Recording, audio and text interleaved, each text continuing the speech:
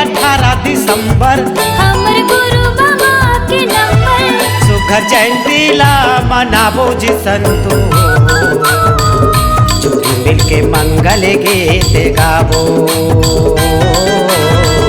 जोड़ी मिलके मंगल गीत गाबो।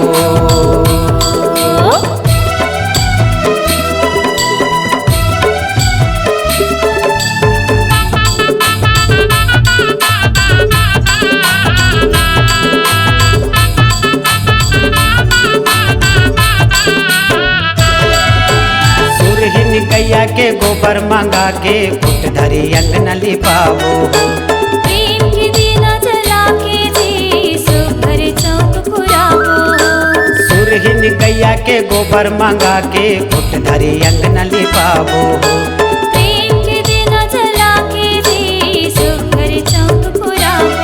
करबो श्रद्धा ला दे के जी तन मन, हमर जिंदगी हो जाए जी धन धन। करबो श्रद्धा ला दे के जी तन मन, हमर जिंदगी हो जाए जी धन धन। सुघर जयंती ला मनाबो जी संतो, जोड़ी मिलके मंगल गीत गाबो, जोड़ी मिलके मंगल गीत गाबो।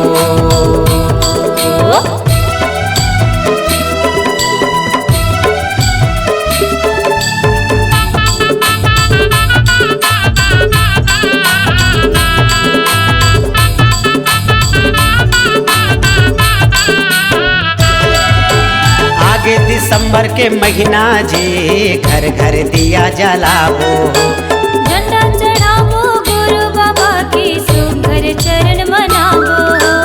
आगे दिसंबर के महीना जी घर घर दिया जलावो, झंडा चढ़ावो गुरु बाबा की सुघर चरण मनावो। गावा दूली चल घरे भजन ला, नाचो झूमर झूमर की संगमा। गावा दूली चल घरे भजन ला, नाचो झूमर झूमर की संगमा। चलो जयंती ला मनाबो जी संतो, जोड़ी मिलके मंगल गीत गाबो, जोड़ी मिलके मंगल गीत गाबो। आगे आगे 18 दिसंबर हमर गुरु बाबा के नंबर। आगे आगे 18 दिसंबर हमर गुरु बाबा के नंबर। सुघर जयंती ला मनाबो जी संतो, जोड़ी मिलके मंगल गीत गाबो, जोड़ी मिलके मंगल गीत गाबो, जोड़ी मिलके मंगल गीत गाबो, जोड़ी मिलके मंगल गीत गाबो।